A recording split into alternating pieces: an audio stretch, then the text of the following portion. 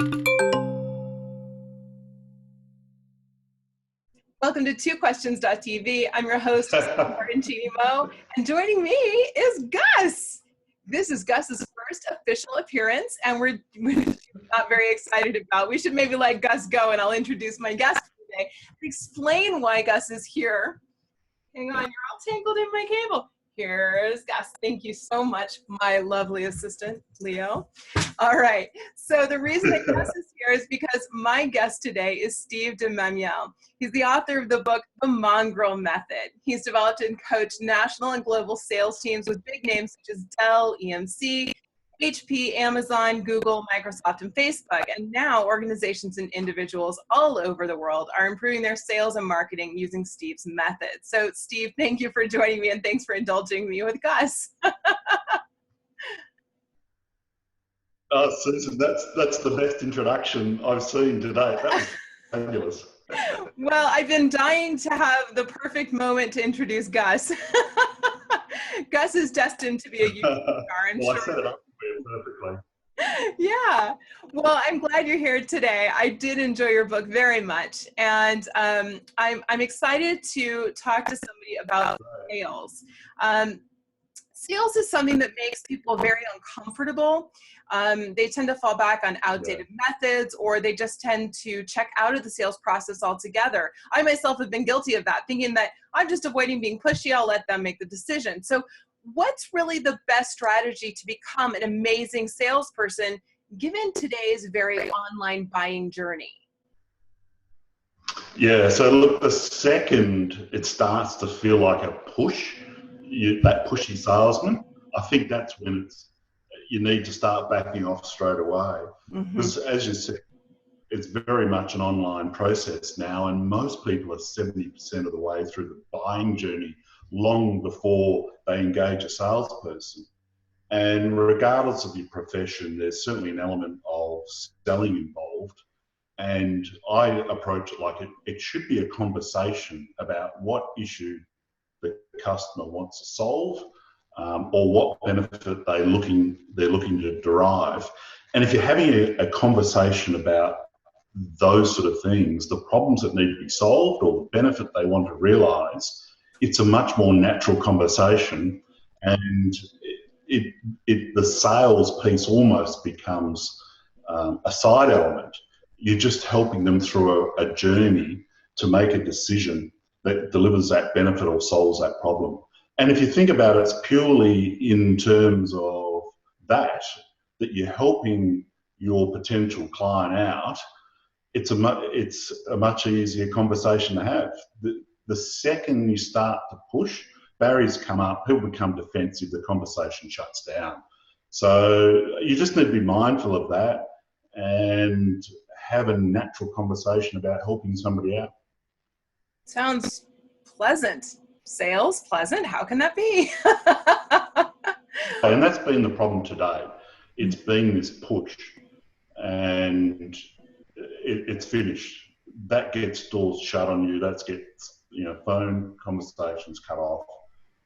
It simply doesn't work because the buyer is far more informed today. They know where the other options are. They're simply not going to tolerate that sales push.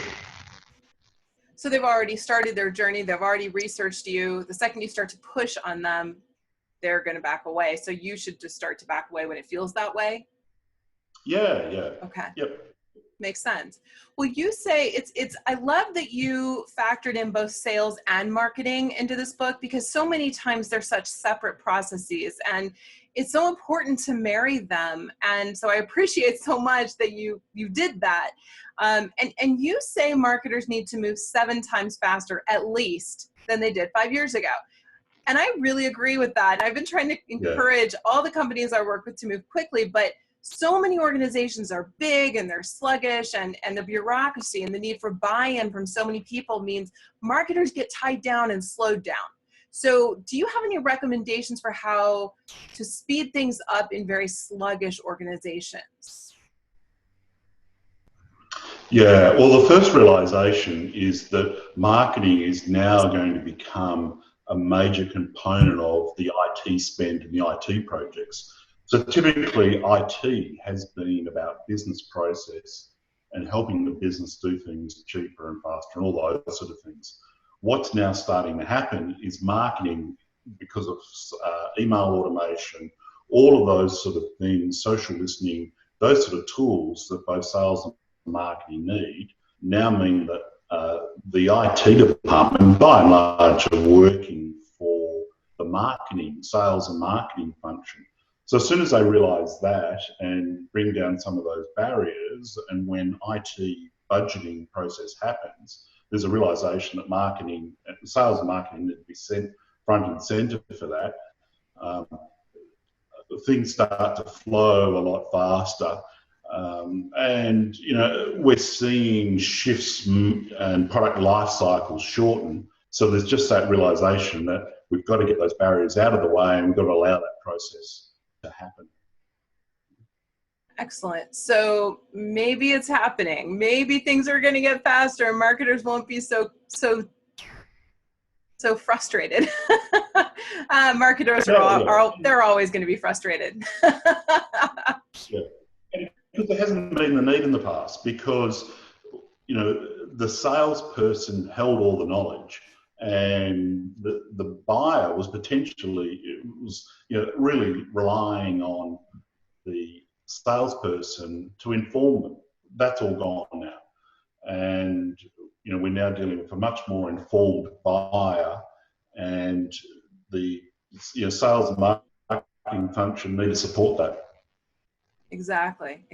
Well, great. Those, you know, I didn't expect you to answer my question so fast.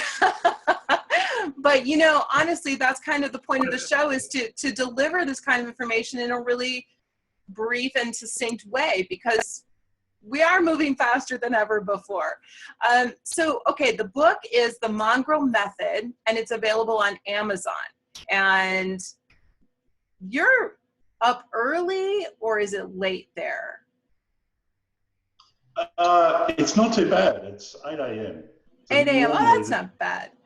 Where are you? Australia. Where in Australia are you? Yeah, Melbourne. I'm in Melbourne. Yeah. Okay. Yep. Okay. Well, that's not so bad. 8 a.m. Not bad. Well, Steve, thank you so much for being on the show. I really enjoyed talking with you.